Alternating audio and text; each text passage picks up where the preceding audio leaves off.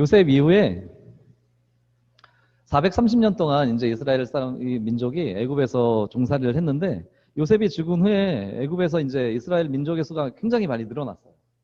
근데 요셉이 있을 때는 이제 요셉이 총리 대신이었으니까 아주 우호적인 관계로 잘. 근데 이제 이집트에서 요셉을 모르는 이제 왕들이 이제 즉위하게 되죠. 왕들이 이제 애굽을 통치하게 되면서 그 고센 지역을 중심으로 해서 살던 그 이스라엘 민족들이 이제 수가 굉장히 많이 늘어났는데, 그것에 애굽의 왕이 위협을 느끼게 되죠. 그래서 이스라엘 백성들을 이제 뭐 산화 제한, 태어나는 아들들을 다 이제 죽이게 하고, 그리고 이제 노예로 부려먹고 막 정말 힘들게 막 이제 살게 된 거죠. 이스라엘 백성들이. 그래서 너무너무 이제 고통스러우니까 그 과정에서 이스라엘 백성들이 하나님께 고통 속에서 부르짖습니다. 하나님께 우리를 구원해 달라고. 하나님, 이 고통스러운 삶에서 우리를 건져내 주세요. 이렇게 부르짖었더니 하나님께서 이스라엘의 구원을 위해서 모세를 지도자로 세우게 되시죠. 근데 이제 모세의 이름이 여러분들 뭐 아실지 모르겠지만, 모세의 이름 속에 물에서 건져냈다라는 이름의 그 뜻이 있어요. 이제 모세 이름 뜻이 그런 뜻이에요. 뭐 물에서 건져냈다라는 뜻인데, 그런 뜻은 장차 이제 모세가 이스라엘을 고난의 강에서 이스라엘 민족을 건져낼 그런 사람이다라는 것을 암시하고 있는 그런 이름이기도 해요. 어쨌건 그 모세를 하나님께서 이제 이스라엘의 지도자로 세우시고 또 출애굽이라는 이제 비전을 주시죠. 우리가 여기에서 한 가지 알 수 있는 사실이, 하나님께서 이런 분이시구나라는 것을 알 수가 있어요. 하나님의 백성이 고통 가운데서, 고난 가운데서 하나님께 부르짖을 때, 하나님께 기도할 때 하나님께서 응답하시는 거예요. 그러니까 그 음성을 들으시고 그 고통을 보시고 하나님께서 응답을 하셔서 모세를 지도자로 이제 세워 주셨죠. 네, 근데 여러분 아시다시피 그 동족들이 노동하는 그 현장에서 동족들을 괴롭히는 그 감독관을 이제 학대하는 감독관을 보고 격분해가지고 이제 모세가 죽이고 도망을 가죠. 그죠? 그렇게 도망을 갔는데, 여기서 돌발 퀴즈 하나 드릴게요. 이번에는 베스킨라빈스 하나 걸고 또 합니다. 여러분, 모세가 도망을 갔죠. 어디로 도망갔어요? 모세가 어디로 도망갔어요? 아무도 모르세요? 광야인데, 광야. 광야로 이제 도망을 갔단 말이죠. 아, 전도사님이 돌발 퀴즈를 너무 어려운 걸 냈나 봐요. 광야의 이름 혹시 아시는 분 계세요? 광야의 이름. 광야의 이름. 친구들 혹시 없나요? 네. 전도사님이 돈이 아까워서 어려운 문제를 낸 게 아니에요. 네. 미디안 광야예요. 미디안 광야에서 양치기로 살아가는 모세한테 하나님께서 이제 오셔서 하나님을 부르시죠. 그때 모세 나이가 80세예요, 여러분. 80세에 모세한테 와서 이제 하나님께서 이제 말씀을 하시는 거예요. 모세야, 바로 앞으로 가서 너 이스라엘 민족을 끌고 나가겠다고 얘기를 해라. 그렇게 그 말씀을 모세가 들었을 때 모세의 마음은 어땠을까요, 여러분? 40년 전에 40살 때 자기가 왕자로 있을 때 힘 막 넘치고 신분도 높고 막 그때 감독관을 죽이고 그때도 이스라엘 민족을 구하려고 했었는데, 그때는 하나님께서 보호를 해주지 않으셨거든요. 그래서 모세가 광야로 도망가서 거기에서 정말 힘들게 그렇게 살아가고 그렇게 있었었는데, 다 지나서 40년이 지나고 난 다음에 이제 할아버지가 됐는데, 그때 이제 하나님께서 이스라엘 민족을 구원하라고 하시니까 모세 입장에서는 그게 굉장히 불가능했을 것 같아요. 자기가 힘이 없거든. 그런데 하나님께서 이렇게 모세에게 말씀을 해주세요. 나이 많은 도망자 신분인 모세에게 하나님께서 이제 모세가, 하나님, 저는 그 할 수 없어요. 제가 할 수 없는 그렇게 연약한 사람입니다. 제가 아무것도 없습니다. 제가 할 수 있는 게 아무것도 없어요. 그렇게 하나님께 고백을 하자 하나님께서 뭐라고 말씀하시냐면, 내가 반드시 너와 함께 있으리라 라는 말씀으로, 내가 반드시 너와 함께 있으리라 라는 말씀으로 모세에게 힘을 주시고, 그렇게 모세에게 감당할 수 있다라고 말씀을 해주시죠. 그러면서 담대하게 바로 앞으로 나아가서 이스라엘 민족을 구원하라 라고 말씀을 해주세요. 모세가 자기의 연약함을 하나님께 진실되게 고백하고 또 그 연약함을 내어놓을 때 하나님께서 함께하여 주신다라는 약속으로 하나님께서 능력을 주시는 것을 발견하게 됩니다. 그래서 그 모세는 그렇게 하나님께서 함께하여 주심을 믿고 그 믿음으로 바로 앞으로 나아가서 담대하게 나아가서 그들에게 재앙을 예고하고 또 그 재앙이 실제로 일어나는 과정에서 또 치열하게 바로와 싸우고 또 민족의 해방을 요구하고 뭐 이렇게 하는 담대하게 주님의 사명을 비전을 감당하게 됩니다. 솔직하게 드러내고 순종할 때 하나님 말씀에 순종할 때 또 고난에 또 좌절하지 않고 그렇게 주님께서 시키는 대로 순종하고 나아갈 때 그때 하나님께서 일하시는 그런 역사를 경험하게 되죠. 제가 이 설교를 준비하면서 순종이라는 것에 대해서 생각을 한번 해봤는데요. 모세가 80살이 돼서 자기가 아무것도 할 수 없을 거라고 생각을 할 때, 자기 생각으로 그렇게 생각을 할 때 하나님께서 주신 음성에 순종을 했잖아요. 근데 전도사님이 이런 적이 있었어요. 전도사님 얘기를 잠깐 말씀을 드리자면, 전도사님이 이제 신학대학원에 시험을 급하게 보게 됐어요. 담임 목사님께서 갑자기 시험 보라고 하셔가지고 전도사님 이제 그냥 전도사는 안 되고 목사 안수 안 받고 그냥 평신도로 해외 선교를 나가려고 준비를 하고 있었는데 담임 목사님께서 그래도 신학을 제대로 배워서 목사 안수를 받고 그래서 나가는 게 좋겠다 해서 갑자기 신학대학원 시험을 한 2달 정도 앞두고 시험 보라고 하시더라고요. 근데 준비가 이제 아무것도 안 돼 있는 상태니까 어쨌건 뭐 최선을 다해서 준비를 했지만 성경이 너무 어려운 거예요. 그래서 잘 모르겠는 거예요. 너무 어려운 거예요, 시험이. 그래서 시험을 진짜 못 봤어요. 영어 시험만 조금 잘 보고 성경 시험은 거의 제일 못 봤지 않나 싶어요. 이제 그래서 떨어졌죠. 신학대학원 시험에 떨어졌어요. 예비 합격했는데 예비 합격이 17번이었어요, 여러분. 예비 합격 17번이면 이제 신학대학원에 시험 보는 사람들은 다 목적을 가지고 오는 사람들이기 때문에 합격하면 되게 그 등록을 안 하는 경우가 거의 없어요. 그리고 그 전에도 예비 합격 17번이 붙은 전례가 없대요. 그러니까 어쨌건 저는 뭐 17번이니까 떨어졌으니까 내가 준비를 못해서 떨어졌으니까 내년에는 잘 준비를 하고 다시 지원을 해야지. 그리고 야 이렇게 나보다 뛰어난 사람이 이렇게 많다니 참 너무 감사하다. 이렇게 좋으신 분들이 많이 오셔서 이렇게 하나님의 일을 하겠다고 하시는 분들이 이렇게 많은데 저분들이 참 대단하고 내가 더 잘 준비해야겠다. 이제 그러고서 이제 집에 있었죠. 근데 12월 달이 됐는데 우리 전 교회 담임 목사님께서 신학대학원 떨어졌는데 갑자기 금요철에 이제 어린이 성품학교를 하는데 5살부터 초등학교 5학년까지 한 30명 정도가 와요. 밤에 9시부터 11시까지 어린이 성품학교에서 예배드리고 기도하고 성품학교 하고 이제 그런 데에서 저한테 설교를 하라고 하시는 거예요. 저는 신학대학원생이 아니고 전도사가 아닌데. 그리고 저희 교회에 부목사님부터 전도사님까지 엄청 많았거든요.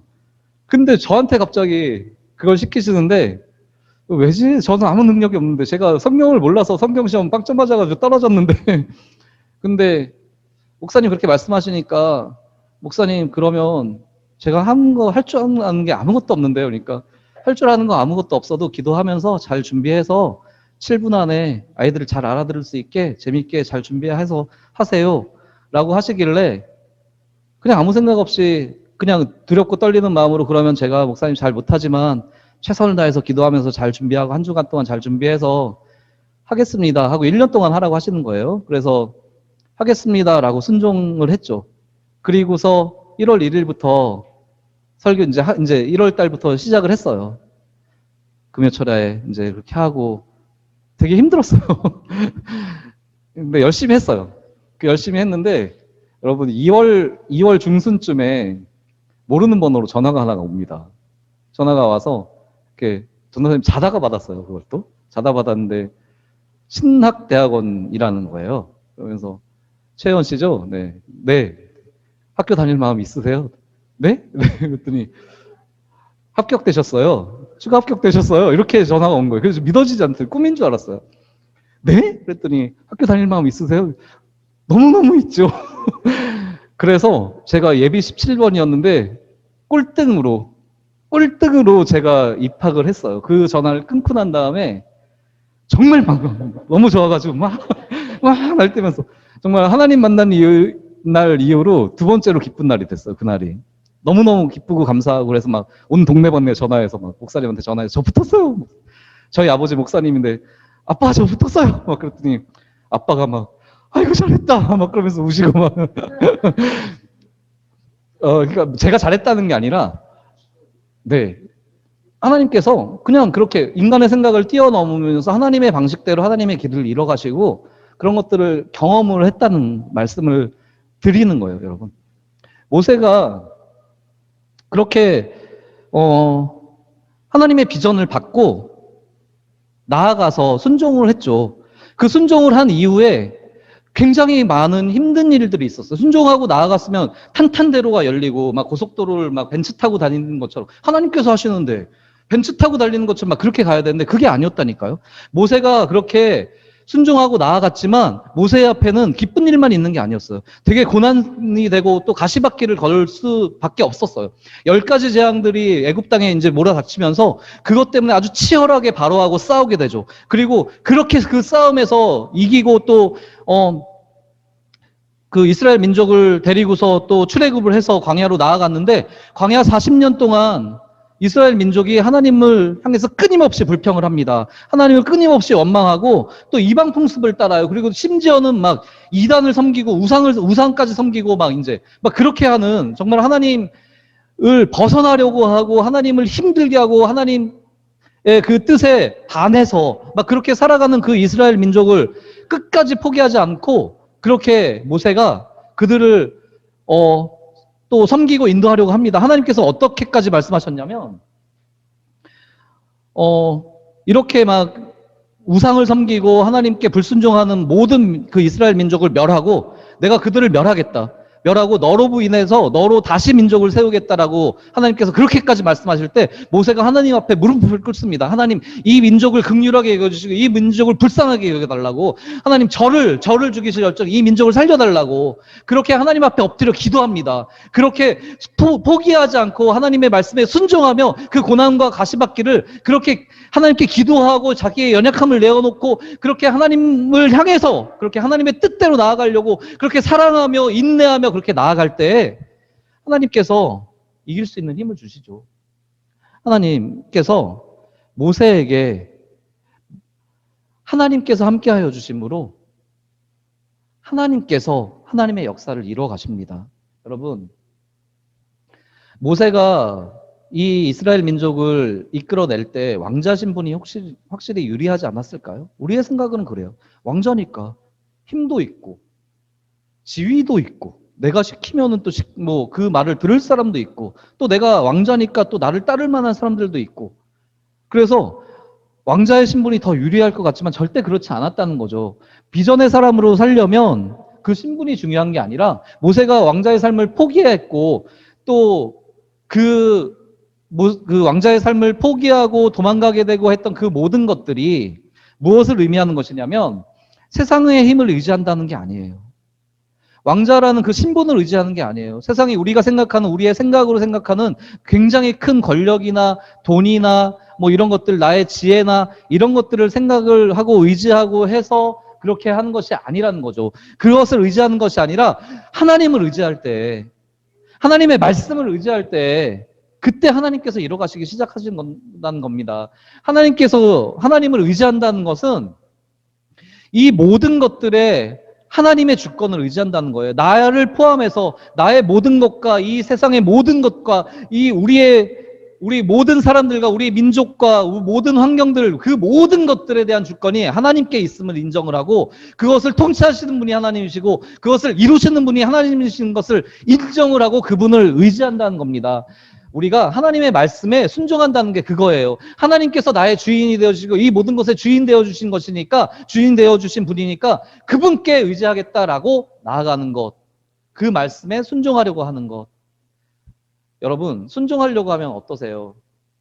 제가 어린 시절 기억을 되살려 보면 제가 엄마 되게 미워했다 했잖아요. 엄마 말에 순종이 안 되더라니까요. 근데 순종이 안 되는 거를 생각을 해봤더니 제가 저 잘났다는 생각을 되게 많이 했었고 또 저만 옳다라는 생각을 되게 많이 했던 것 같아요. 제가 되게 교만했었고 또 온유하지 못했던 것 같아요. 참지 못했던 것 같고 그랬던 것 같아요. 여러분 순종을 하려면 여러분들도 마찬가지실 거예요. 순종을 하려면 우리가 교만하면 안 돼요. 하나님 앞에서 교만하면 안 돼요. 우리가 연약한 사람인 걸 인정해야 돼요. 우리보다 뛰어나시고 우리를 창조하시고 우리를 인도하시고 또 우리를 계획하시고 또 우리를 사랑하시는 그 하나님 앞에서 우리가 연약함을 인정을 해야 돼요. 그리고 그분의 주권 되심을, 그분이 우리의 주인 되심을 인정하고 그분을 믿고 나아가는 거예요. 하나님, 제가 이렇게 연약하지만 하나님, 제가 연약할 때 강함 되어 주시는 하나님을 믿습니다. 하나님, 저와 함께 하여 주신다고 하신 말씀을 믿습니다. 내가 모세에게 하신 것처럼 내가 너와 반드시 함께 있으리라고 하신 그 말씀이 나에게 주시는 말씀임을 믿습니다. 하나님, 저와 반드시 함께 하여 주시는 분임을 믿고 제가 제 연약함 주님께 드리오니 저의 연약함을 하나님의 강함으로 만들어주세요. 하나님께서 인도해 주시고 하나님께서 해주시길 원합니다. 그렇게 말씀드리면서 고백하면서 나아가는 것이 우리의 순종의 삶이에요. 그게 비전의 사람으로 살려는 사람의 자세라는 거죠. 여러분, 모세가 하나님의 비전을 이룰 수 있었던 것은 세상의 힘을 의지하지 않고 하나님의 뜻을, 또 하나님을 의지했기 때문이에요. 그렇게 온유한 성품으로 교만하지 않고 끝까지 하나님의 말씀을 의지하고 순종하며 그 힘든 길, 고난의 길, 우리가 생각하기에 너무나도 힘들고 말이 안 되는 그 길이라도 그렇게 인내하며 그렇게 하나님의 말씀을 따라가려고 노력하고 그 말씀을 따르며 순종할 때, 그때 하나님께서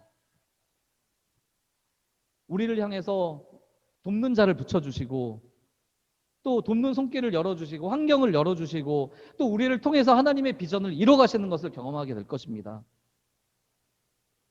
이렇게 하나님의 말씀에 순종하고 그렇게 주님의 뜻대로 믿음으로 나아간 모세를 오늘 성경 말씀에서는 이렇게 얘기합니다.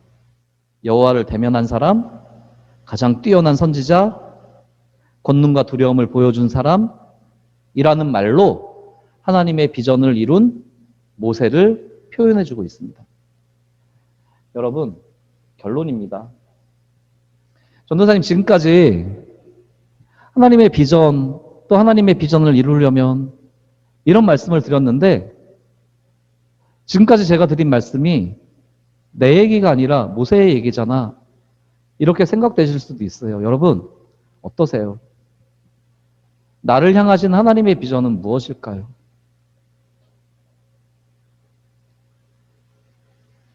생각해 보신 적 있으신가요?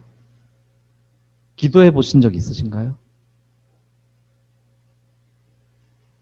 또 그 비전을 위해서 나는 무엇을 준비를 해야 될까요? 어떻게 준비를 해야 될까요? 사실 답이 없죠. 나를 향한 비전이 뭔지 잘 모를 수 있어요. 그리고 내가 무엇을 해야 되는지 잘 모를 수 있어요. 그런데 한 가지 확실한 거는 여기 계신 저를 포함해서 여기 계신 누구에게나 동일하게 하나님께서 사랑하여 주시고 우리와 함께하여 주시며 우리를 향한 크고 놀라우신 비전을 가지고 계시죠. 그 비전은 하나님께서 우리에게 직접적으로 말씀해 주실 때도 있고 또 전도사님의 이런 설교를 통해서 또는 설교 말씀을 묵상할 때 또 하나님께 기도할 때 그렇게 마음을 주실 수도 있어요.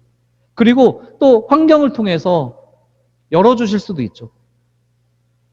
되게 전도사님처럼 되게 꽉 막힌 그런 환경일지라도 그 환경을 통해서 더 선한 길로, 더 좋은 길로 인도해 주시는 하나님을 만날 수도 있는 거죠. 그거는 사람마다 다르죠. 그렇지만 각자에게 향하신 하나님의 놀라우신 계획과 비전이 있다는 것은 변치 않는 사실입니다, 여러분.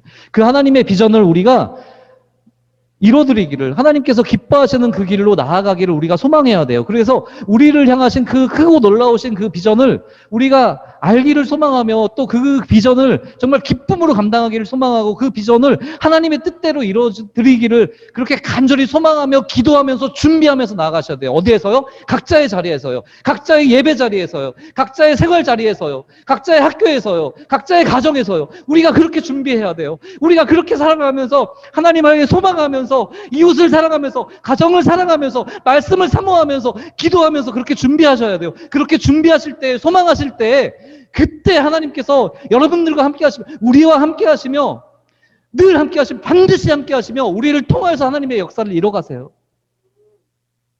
그것을 믿고 나아가는 것이 신앙입니다. 여러분, 우리가 온유와 겸손으로 하나님께 순종하는 우리가 되었으면 좋겠습니다. 그리고 그렇게 순종해 갈 때 그 비전을 이루시고 또 이룰 능력도 주시고 돕는 손길도 주시고 환경도 열어주시고 그 모든 것들을 이겨내게 하시는 그 하나님을 우리가 경험했으면 좋겠습니다. 반드시 경험할 수 있어요. 반드시 경험합니다. 우리가 알고 있어요. 지금까지도 경험했고 하나님께서 그렇게 인도를 해주셨는데 우리가 그것을 놓치고 있는지도 몰라요. 경험하시는 우리가 되기를 소원합니다. 마지막으로 그렇게 준비하며 각자의 자리에서 사모함으로 예배드리고 말씀에 순종하고 가족과 이웃을 사랑하며 하나님을 향해서 최선을 다해서 그렇게 사랑하고 소망하며 그렇게 나아갈 때 하나님께서 우리에게 음성을 주실 거예요. 그리고 우리를 향한 비전을 가르쳐 주실 거예요. 알려주실 거예요. 그렇게 하나님의 음성이 들릴 때 이렇게 대답하는 여러분과 제가 되었으면 좋겠습니다. 주님, 제가 여기 있습니다. 주님, 제가 여기 있사오니 주님 저를 사용하여 주세요. 제가 주님의 기쁨이 되기를 원합니다. 그렇게 믿음으로 고백하며 또 그렇게 순종하는 그렇게 하나님의 비전을 이루어드리는 여러분과 제가 되는 큰 은혜가 함께하기를 간절히 소망합니다. 우리 함께 찬양합니다.